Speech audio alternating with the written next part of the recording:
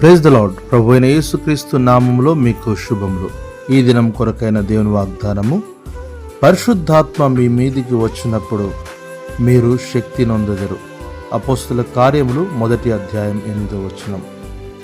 నేటి కాలంలో పరిశుద్ధాత్మను గూర్చి భిన్నమైన బోధలు ఉన్నాయి. అయితే దేవుని వాక్యము పరిశుద్ధాత్మను గూర్చి ఏమని బోధిస్తుంది?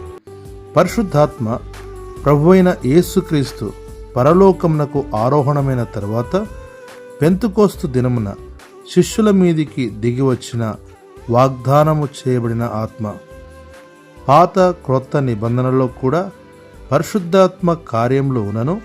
నూతన నిబంధనలో యేసుక్రీస్తు ప్రభు యొక్క పరలోక ఆరోహణం అనంతరం పరిశుద్ధాత్మ యొక్క సంపూర్ణమైన పరిచర్యను గురించి వ్రాయబడినది. పరిశుద్ధాత్మ మనలను పాపమును గూర్చి నీతిని గూర్చి ఒప్పింపచేసి మనలను సర్వసత్యములోనికి నడిపిస్తుంది. పరిశుద్ధాత్మ ద్వారా తప్ప ఒక వ్యక్తి తన పాపమును ఒప్పుకోలేడు.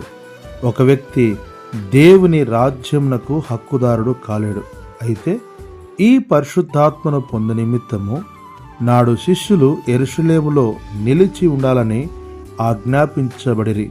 అట్టి ఆజ్ఞను పొందినవారు యెరూషలేములో నిలిచి ఉండిరి, అనగా దేవుని మందిరములో నిలిచి ఉండుట, ప్రార్థనలో ఏకీభవించుట ద్వారా వారు పరిశుద్ధాత్మ శక్తిని పొందిరి. అనేక అద్భుతములను జరిగించిరి, విస్తారముగా సువార్తను ప్రకటించిరి, అనేక ఆత్మలను రక్షణలోనికి నడిపించిరి. వాక్యమునిచ్చిన నీవు పరిశుద్ధాత్మను కలిగి ఉన్నావా?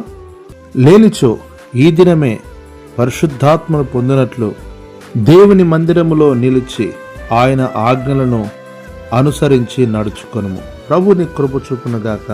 ఆమేన్.